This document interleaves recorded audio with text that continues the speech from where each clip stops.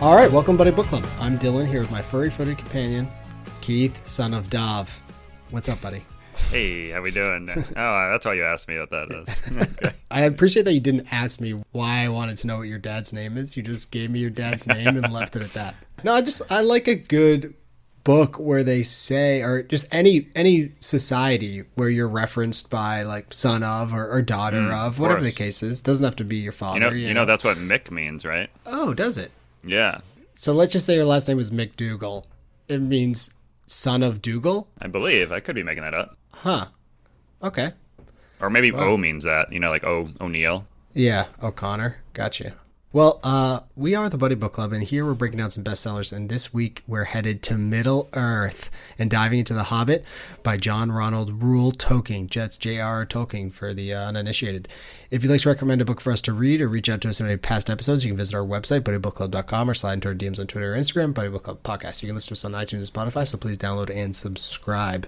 Keith, this is very important to me. I mean, not necessarily The Hobbit, which I do love, don't get me wrong, but Middle-earth in general, I don't know. I found Middle-earth, or I discovered Middle-earth when The Fellowship came out, the movie.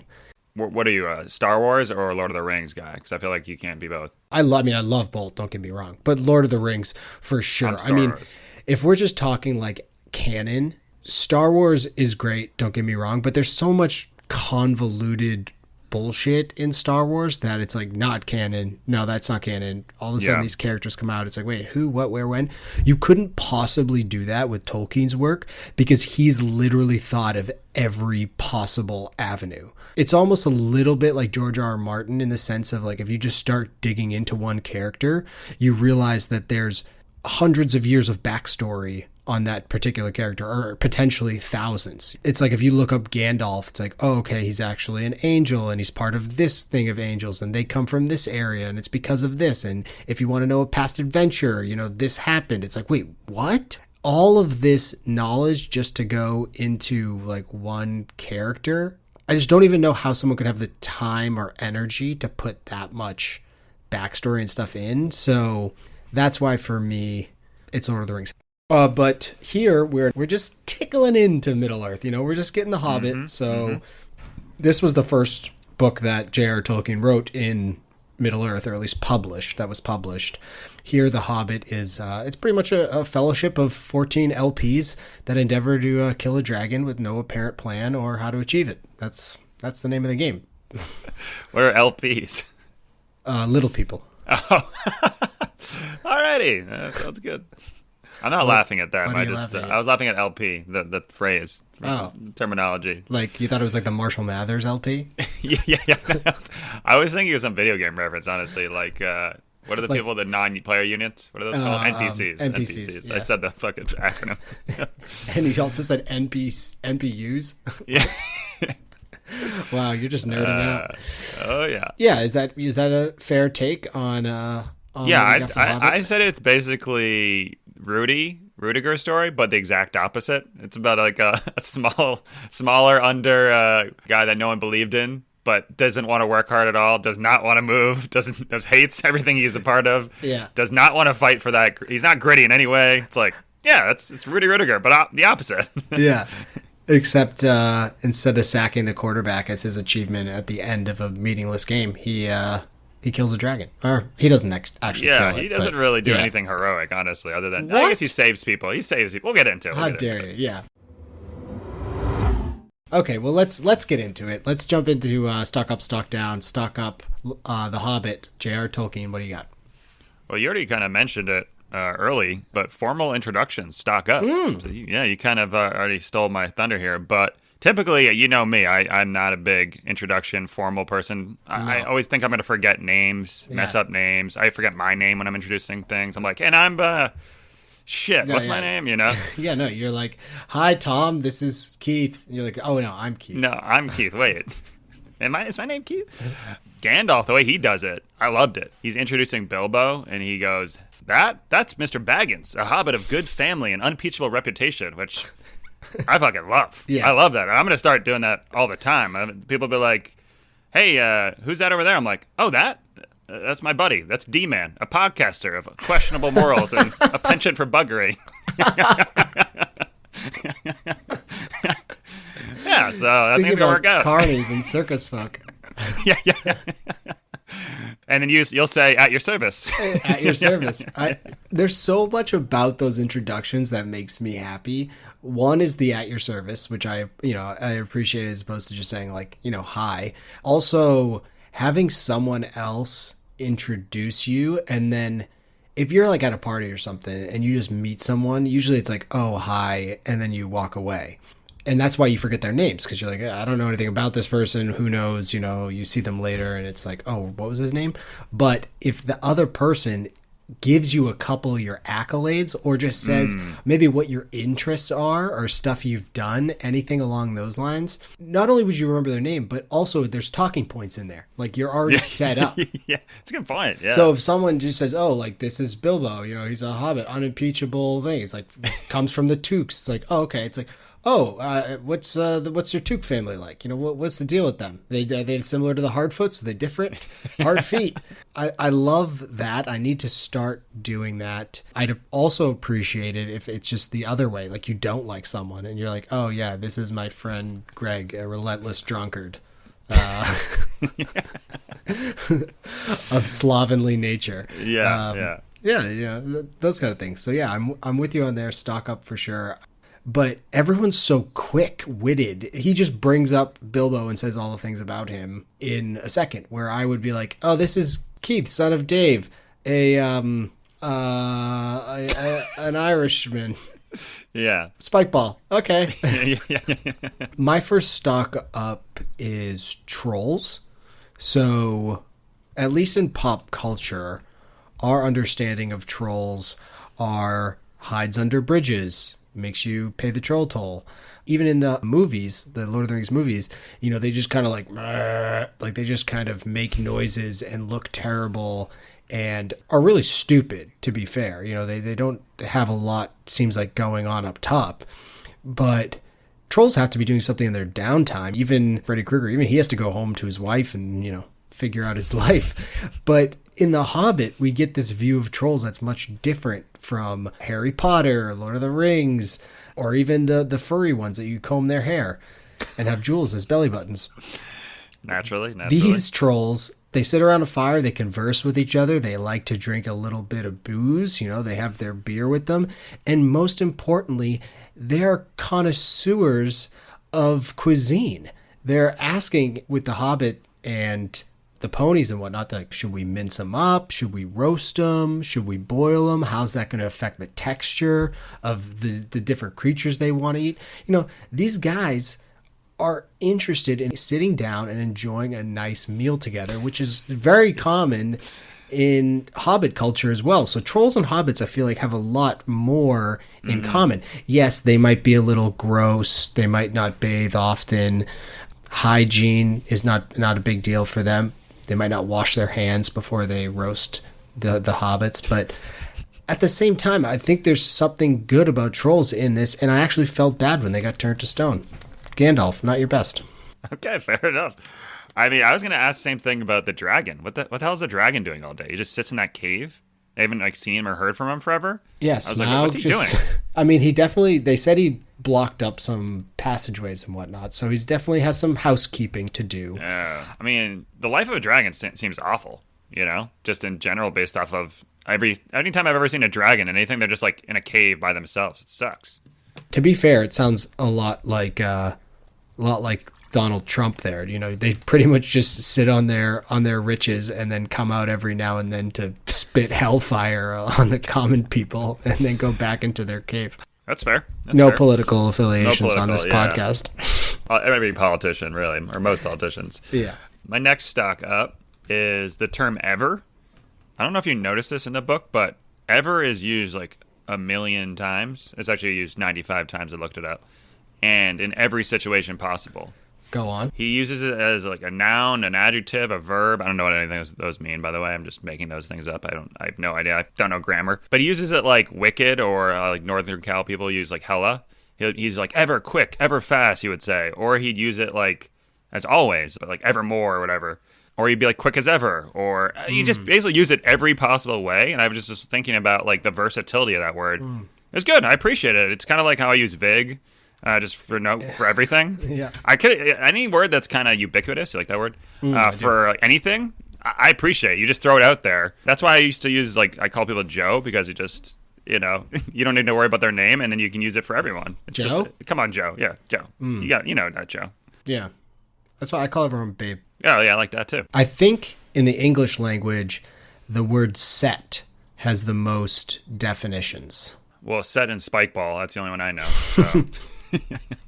Yeah, but I think that word has the most different uses. But yeah, ever. Good for J.R.R. Did you not notice that? Am I just me? Oh, okay. I mean, good for you for noticing when you listen to it. Well, my next stock up is Hobbits. So obviously, if this was 1937, it's a penny stock because no one even knows what a Hobbit is. But we get a lot of creatures and different races in this story. Hobbits are just the ones I feel most akin with because they like a good eat. They like to hang out. They like to eat. They enjoy several meals a day. That's more in the Lord of the Rings stuff. Couple suppers, supper, dinner, second breakfast. And they like to sit around. They like to smoke their pipe weed. Bilbo's more looking forward to his armchair than anything else. Just sitting in his chair, relaxing by the fire, having a good meal, having a smoke. I just kind of respect that lifestyle. They have a really good lifestyle, which I'll get into later with some stock down stuff.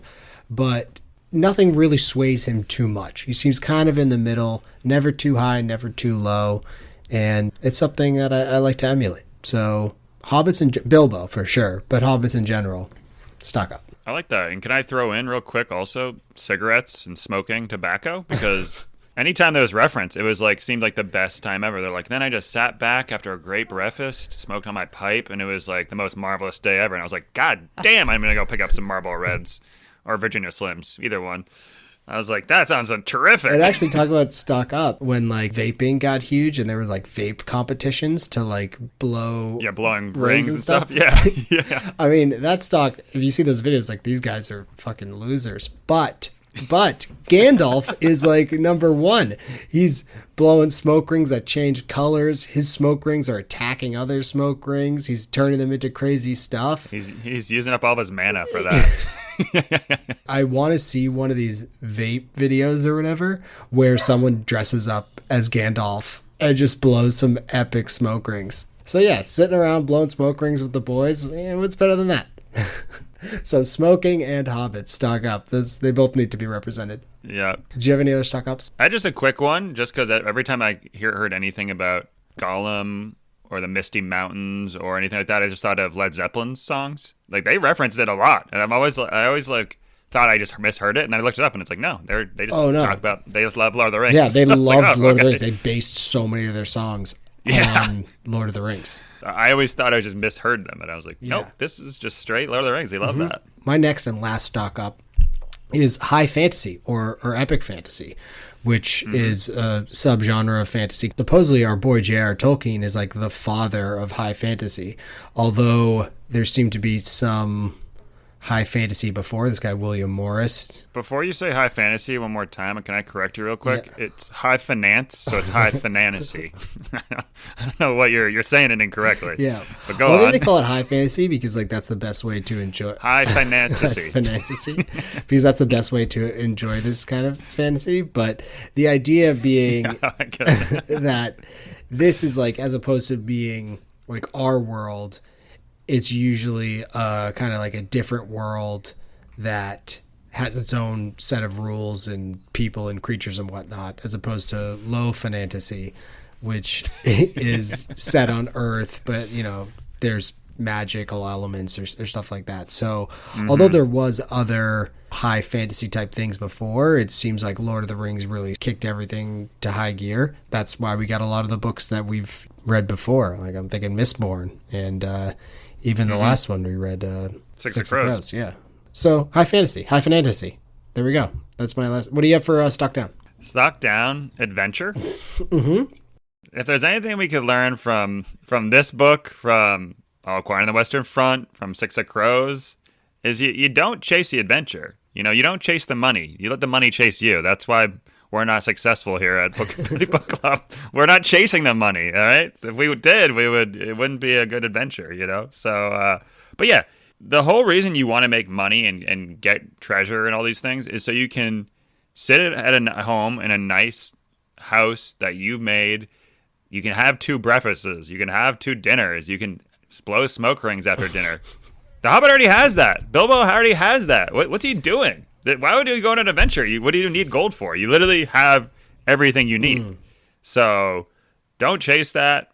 Yeah, he almost sacrificed everything he loves for... And then he comes back. The worst part is the ending. When he comes back and they're like, yeah, this shit doesn't belong to you anymore. So it's like, oh, so I chased all this stuff only for me to lose all the things I liked. So God, that was stupid. Goddamn Sackville Bagginses. They're always coming for Bilbo's shit. Yeah, I agree with you, although...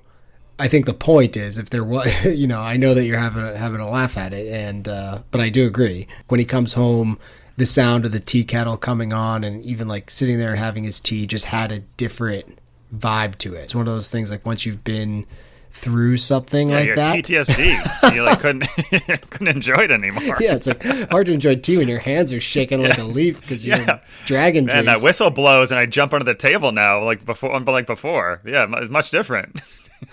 Oh, all right. Yeah, I like it. My first stock down is wealth, and it kind of ties into yours. So, you know, but it's a curse, and you know, coming from someone that doesn't have it. Although in monetary value, I'm very rich in all sorts of other things. These dwarves are going to get the money. Like that's their point. Although it is to reclaim their homeland. Once they get there and they see the money, it's like, oh shit, like we need the money. Because all you'd have to do is pay off some people around you. There's tons and tons. It's a hoard of gold and trinkets and all sorts of stuff. Just turn that area back into a wonderful place. But Thorin's like, nah, I can't. And that's the problem with societies that are built on money, is that people just can't let go of it once they have it. That's why they say, whether it's true or not, it's like rich people pinch pennies more than anyone else. Once they have that money, it's like never gonna fucking give it up. And I think they call it like the dragon's curse or something in the book, but it's true for almost everyone except our boy Bilbo, who's like, I'll give it all up. I just want to go back to my hole and smoke my tobacco by the fire. So that's another pro to being a hobbit, or to having hobbit friends, is he's like, what am I going to do with all this money when I go home? It's not going to affect my life any differently, except for I'm going to have a chest of gold in a closet. So let's get this whole thing over with and just enjoy a good sup. Did you have other stock downs? Last one, riddles stock down. Mm-hmm. I love me a good riddle. I'm a big fan. I didn't know any of the ones they were asking, by the way. I like almost needed to pause just to like understand what they were saying. But to end it on what have I got in my pocket, and then not to give an answer. I mean, Gollum should have killed Bilbo. Like he should be dead. Team like Gollum. that, you can't do that. Even if he didn't threaten it before that, he should have done it. Mm-hmm. Like that's that. You can't ask that in like a fiery competition. Just make up one and then don't give an answer for it. That's rubbish. That's completely rubbish. I'm with you 100% there. It's funny you said that because I didn't write it down, but I wanted to when I was listening to the section. I was like, oh, this is a stock down for sure. Because I also love me a good riddle, brain teaser, that sort of thing. I get super frustrated if I don't know it and I refuse to like look it up. The one problem that really screwed me with that, though, was that there were so many in there that I had no idea what the hell they were talking about. Like some of them were pretty standard brain teasers. The one is like the wind or death or time. You know, those ones seemed clear enough. But the other ones was like, what the heck are you talking about? So I'm with you there. Do you have a quick riddle that you... Oh, the go-to? No, I'm more of a joke teller. Tell me a joke. Just kidding. I got a few in my Tell me back a joke, pocket. funny man. What's your go-to joke? I like ones that if there's like a group of people, I just have jokes that I just include the people in it, just because I think those are funny. And then for just a generic one, I like, why did the elephants get kicked out of the pool? Why? They kept dropping their trunks. All right, we'll be here. I just think it's anything that where I can make the other person picture a huge elephant dick is what. Yeah. Right. You do it. That's the joke. Anyways, I don't have any riddles. I just have more like brain teaser. The one that I like. Well, I like two. One of them is you're on one side of the river. You have like a fox, a chicken, and a worm or whatever. Like, how do you get? You need like a piece of paper for that. Yeah. Well, you can't. You have to think it out. But then a different one that I like is you're in a room, in a separate room that you can't see into, has 3 light bulbs. In the room that you're in, there's 3 light switches. How do you know which switch controls which light bulb? And you can only go into the other room once. Like, you can't go back in. You can only turn switches and then go into the other room. So something to do with feeling the light bulb, right? The heat, yeah, exactly. That's exactly what it is. I have to think it out. Yeah, Is that what it is? Yeah. Like you basically you turn 2 on and then you turn 1 off or whatever, and it's like you can feel the heat. So yeah. Good for you, because usually people don't think of that. Yeah. So I like brain teasers more than riddles, but I like that. Send us your riddles. It also makes you feel good. Yeah. If you get it makes you feel really good, and if you don't, terrific. you feel super angry. Well, I always get super defensive. I'm like, no, my answer is right. I don't give a shit if I know it's wrong. That's the only way to approach that. What about favorite scene? The Hobbit. What do you have? I know this isn't really the most action-packed one, but this is when I read it, and when I told you I was like 6th or 7th grade. This is the only scene I remembered from the book, but it's when Gandalf and the Hobbit walking into what's his name, Bjorn's house.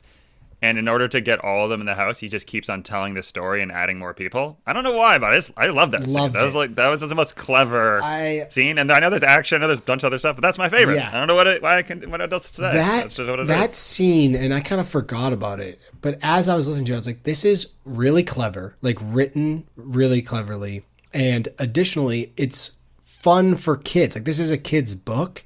And if you were reading it to kids, like, I think they would have a lot of fun with that scene, because it's like, oh, like they're tricking him, but in like a fun way. It's like those internet pranks they do nowadays that are just terrible, but there's ones that aren't so terrible out there. And this is what Gandalf did. I mean, it was funny because it was like, oh, he doesn't want a ton of visitors, so you just kind of keep including one more but leave him on the hook with the story, which he really wants to know. I really enjoyed that as well. I'm glad you brought that up. Also, Bjorn, good guy. I think my favorite scene might have been when Bilbo found his quality in fighting the spiders. So, Bilbo was pretty much just dragged along through the first half of this quest. Yeah, that's fair to say. He has the situation with Gollum in the cave where he gets out, and then he figures out this ring, and the ring gives him this like level of power that he didn't know he necessarily had. I think obviously the ring makes him invisible, but between the ring and Sting, he had an internal quality that came through when he was fighting the spiders. And I just thought that was a fun scene, how he was kind of got so big in his britches that he was talking shit to the spiders as he was trying to save the guys, when it's like, that would scare the shit out of me. Like, if there's a bunch of giant spiders around trying to eat me and I was the last one standing, I'd be pretty scared. This isn't Warzone. You got no one to revive you. So it's just you. What about pick your character? Who'd you have for a favorite character? There's lots, and feel free to throw my boys Tom, Bert, or Bill in there. The trolls from earlier. I mean, the 2 heroes were really Bjorn and the Falcons, or the Eagles rather. Those are the 2 heroes of the day. Bjorn we see more of, so I liked him the best. They save them from demise, and they basically, the Eagles and Bjorn both like win the war for them pretty much. Yeah. So yeah, they're like the best characters, I thought, and I just wanted to follow that Bjorn guy around. I feel like he had a cool life. I'm Team Bjorn for sure. Not only does he have a nice little house situation, talks to animals and all sorts of stuff, but this is a kid's book, and he just like goes out the night that they're all there and like murders a bunch of goblins. And it's like, oh, like what happened to the goblins? Like, oh, I murdered them and ate them in the woods. Like, we're good. It's like, whoa, holy shit. And so that was pretty badass. And like Bjorn just seems like a total badass. So we're down. Yeah. And then we think we're done with Bjorn, but then Bilbo sees him later at the Battle of the Five Armies, and he's like 4 times the size in bear mode, like go gadget bear, and just rips goblins apart. So he just hates goblins. Who doesn't? And there's no problem telling children that there's massacres going on. So I'm for it. What'd you love about The Hobbit? I already went over the cigarettes and tobacco. I love that. But the invention of golf, I thought that was super clever. I don't know if you recall, but he basically said it was invented during the Battle of Greenfields when Bandobras Took charged the goblins and knocked the head off King Golfabum, and the head flew 100 yards in the air and down a rabbit hole, and that's how golf started. Love that. So I love that. I love when they work like real world things into these fantasy stuff in like a fun way. And like this, where it's just like a kind of a joke, like a slid in joke. Right. It doesn't necessarily take you out of it. It just makes it more fun. It's like I'm not being too serious about myself. Like imagine creating this epic fantasy world and like also being able to be chill about it. One of my other loves is really that I was just imagining Lord of the Rings in a book form, and then you come to this book and it's kind of like a goofy, like silly, like funny book, you know, for most of it. That's the problem with the movies, is they tried to translate that to the movies. Yeah, that doesn't translate super well. In that instance, you need like a couple comic relief characters. You can't lean into all the way in an action movie or an adventure movie. It's just too much, you do like Thor Ragnarok or whatever, where it's just like there's a comedic presence to it, and you know, it's not as serious. You don't make it like stupid, silly, barrel riding, pine cone throwing bullshit. Because like that did happen in the book and it was good, but then they translated it to a movie and it just seems fucking stupid. Yeah, okay. Yeah. Well, we'll see that when we might be doing a movie pod on this, so we'll find out. One of the things I loved was the music in the book. I mean, you forget when you're watching the movies how much singing Tolkien wrote, and he's spent a lot of time writing poetry. Poetry is often turned into song, and there's a ton of music in this book. And when I read the book, because I read this book a couple of years ago, I kind of skipped the music parts because it's tough to read. And we had different narrators for this audiobook. You had Andy Serkis, who plays Gollum in the movies and is also in Marvel movies, and I had a different voice actor who's very good. But when someone else is doing the singing and there's actually a tune behind it, I find it much more enjoyable. Yeah. So I know that when I've read Lord of the Rings, I skipped a lot of that music too. There's a character who's not in the movies called Tom Bombadil who does a lot of singing.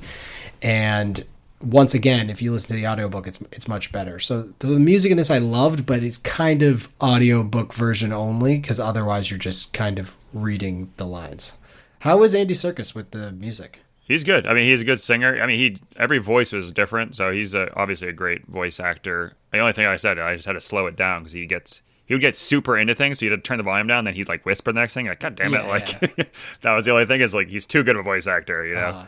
I actually didn't like the singing though because it was too much. I think if you have one go-to song that you can just crush and you just sing it a few times during the book, I like that actually. That's good. I think they did that in like Red Rising. There was like some song you couldn't sing.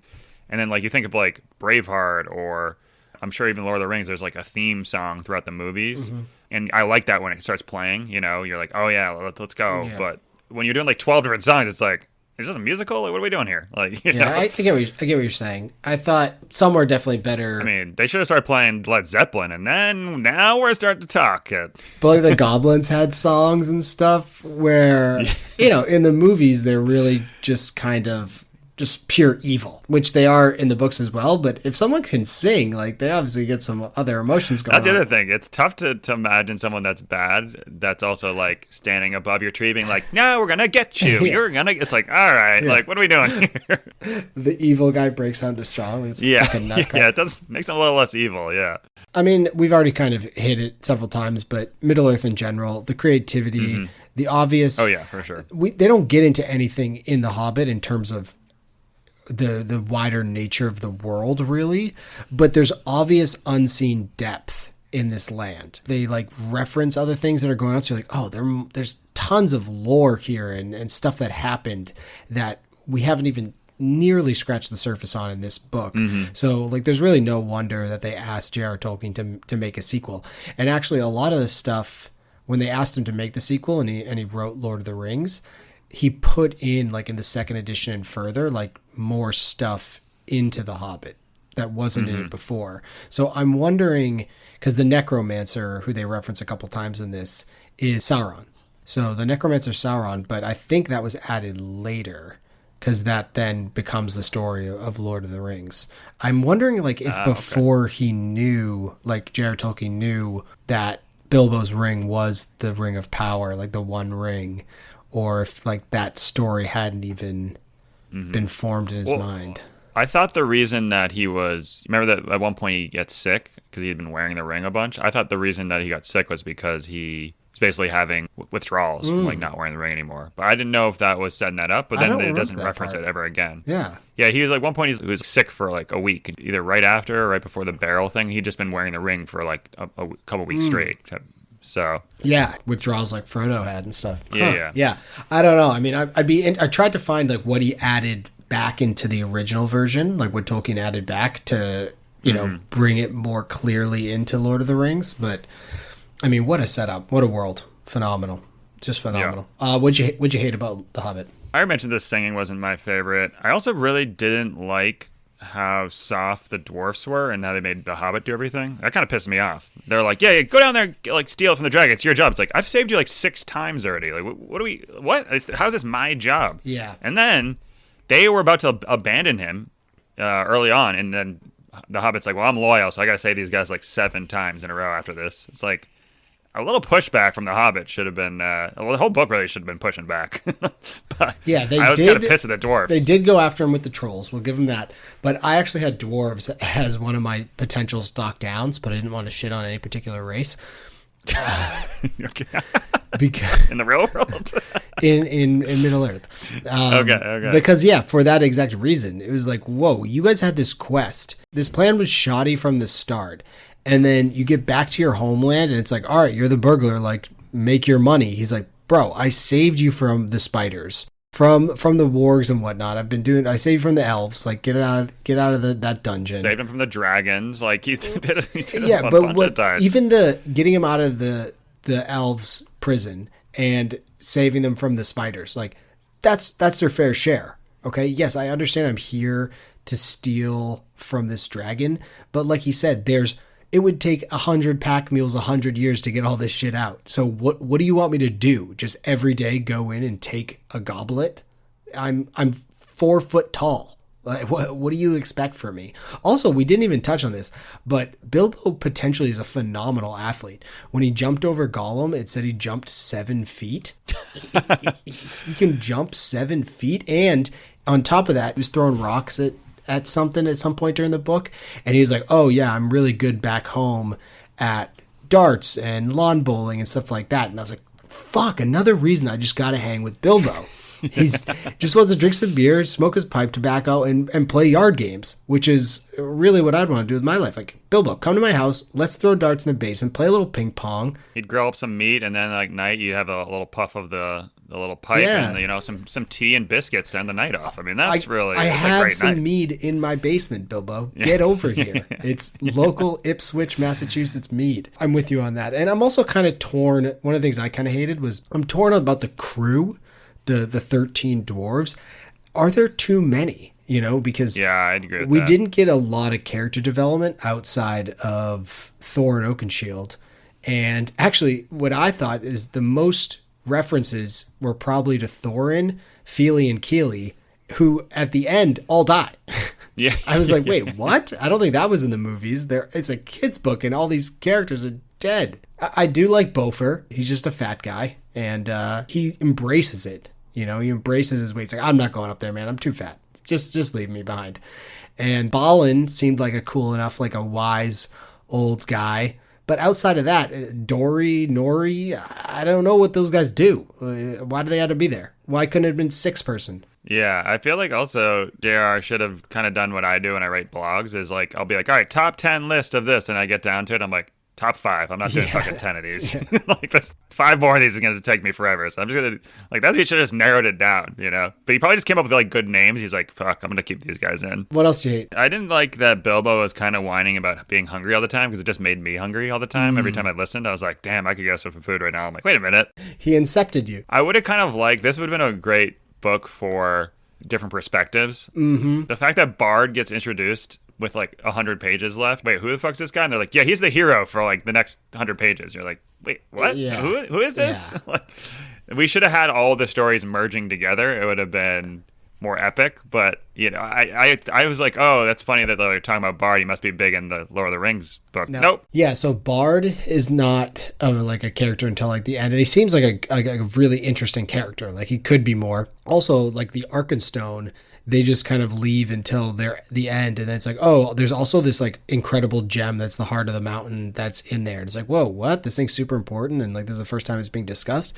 So they tried to, in the movies, make Bard more of a character and make the Arkenstone like the big feature. Like this is why we're going for the Arkenstone. That makes sense. It didn't necessarily work well, but Bard has more throughout the movies. But also with that is, it's a short book, which I appreciate, and they're trying to stuff a lot into it, which I also appreciate. But there's a lot of filler in there where then when they kill Smaug, it's like, okay, Smaug's dead. It's like, wait, what? He just died all of a sudden? He goes to attack the town, and then Bard shoots him. I didn't feel like it was long enough for a battle. You know, it should have been a cooler battle thing there. And then additionally, talking about battles, like the Battle of the Five Armies, Bilbo's knocked out for most of it. It was so quick. It was just like 10 minutes of the battle. Right. And like him fighting the spiders, which was great, but was like 30 minutes. Or him being in the caves was like an hour. So I just would have loved, and I know it's a kid's book, so you don't want to get like too nitty gritty into the battle and people lopping each other's heads off and dragging, roasting people alive, which my troll friends would appreciate. But yeah, I just thought we could have had a little bit more there. Yeah, I agree. And additionally, I need to know more about Gandalf's quest against the Necromancer. Gandalf says, don't go that route when he's talking to them at one point. He's like, the Necromancer's that way. And it's like, ooh, the Necromancer. Like, that sounds fucking cool. And then that's not discussed. And then when it's like, oh, Gandalf, what were you doing? He's like, me and some other wizards got together and we banished the Necromancer. So he won't be around these parts for a while. It's like, what's that story? I want to know that fucking story. Do we have listener mail? You've got mail. Rick from Morgantown, West Virginia. Oh, Richard or Dick. What does the dragon need treasure for? And is there something that you have that you don't use that if it got stolen, you'd be pissed? Interesting. Thanks, Rick. This actually makes me think. Yeah. So dragons in lore, they just are treasure whores and virgin whores for some reason.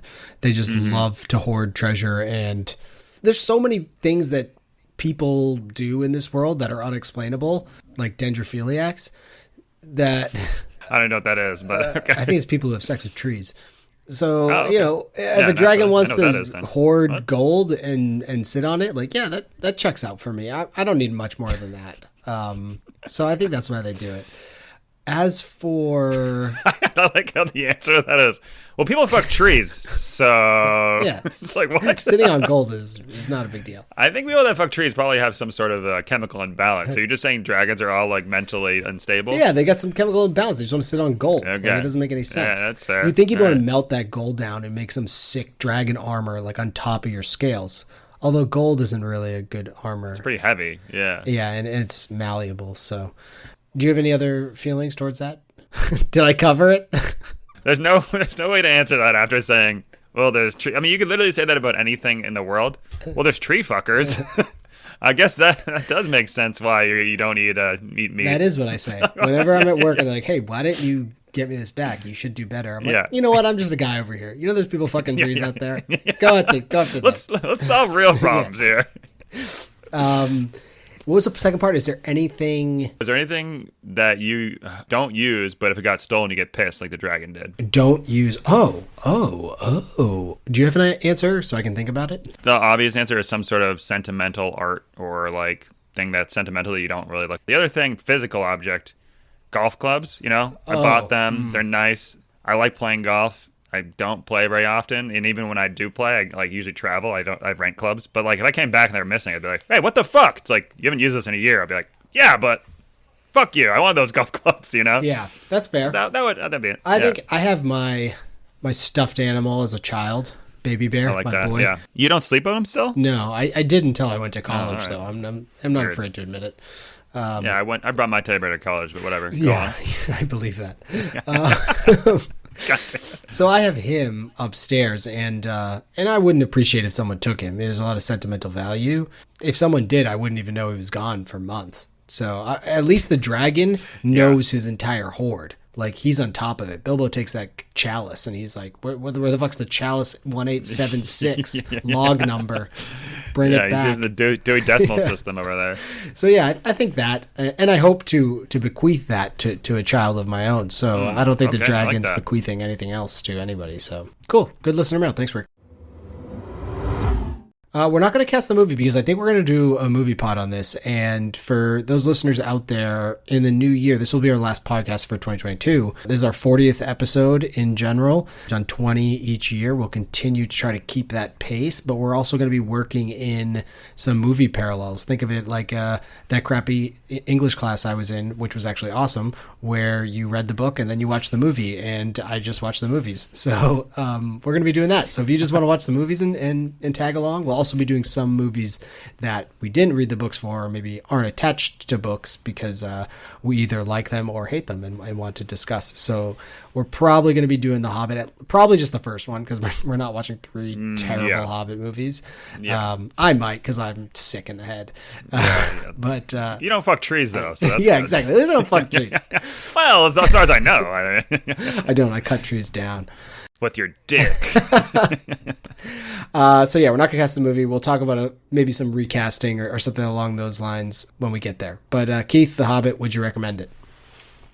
Yeah, I liked it. I think you've mentioned it a few times. It's more of a kid's book. I think this would be a really good intro to the fantasy realm. Mm-hmm. I also think, if I had to say, because I think Percy Jackson's one that everyone talks about as a kid's book, I think this one's much more, opens your mind a bit more, and it makes you kind of think outside the box. This book is nuanced, and there's actual original ideas, and Percy Jackson was just like, take these old things and stuff them into this silly book. Like, if my kid wanted to read it, I'd be like, sure, yeah, read Percy Jackson. But then after you're done with that, then let's read The Hobbit. This one opens your mind. Yeah, this one gets you into another world, whereas the Percy Jackson one's kind of like, oh, look at these bad guys that are just Greek people. Greek figures. And all of a sudden, I'm a best swordsman ever, considering I've never picked up a sword. Percy, get your shit together. Although there was that goat guy was pretty cool. Yeah. Go back to the Percy Jackson and find out about the goat guy. I would recommend it as well. I mean, this is my goal in life, is if and when I have a child, to introduce them to Middle-earth. Harry Potter and Middle-earth are like my two most important things. Obviously, in the book world, in movie world, Star Wars is definitely there as well. But if I can get them into The Hobbit at the right time and they're sparked by it, like my dream is for someone to say, like, let's go to bed and can you read me The Hobbit? I'd be like, oh my God, yes, please. So yeah, love it. Love Middle-earth. Maybe this opens the door for us to read Lord of the Rings at some point, because I would love to do that. I don't even know how we would do it, because I'd be kind of mind blown the whole time. And I'd have to do all the research. Like, I'd go so deep, I'd become like a professor of the subject. So yeah, it'd be a real book club. Yeah, it would. I would treat it like a real book club, which you would hate. I'd be like making jokes. You're like, well, actually, I'm like, whoa, slow down. Yeah. It's actually just the shards of Narsil right now. Well, Keith, as always, this was great. The Hobbit. Everyone else, check it out. If you want to watch the movie, we're going to get to that at some point too, probably in the new year. What do we got for the next book? The Silent Patient. It's a popular one. It's by Alex Michaelides. I'm going to butcher that name. Michaelides. I don't know if it's a woman that wrote it or a man either. So Amir, not going to work here anymore. So The Silent Patient coming up. Everyone seems to like it. So we'll be doing The Silent Patient next. That'll come out in the new year. So over the Christmas holidays, if you hate your uncles and don't want to hang out, then listen to or read The Silent Patient or listen to it and check us out in the new year. Alrighty. Bye now.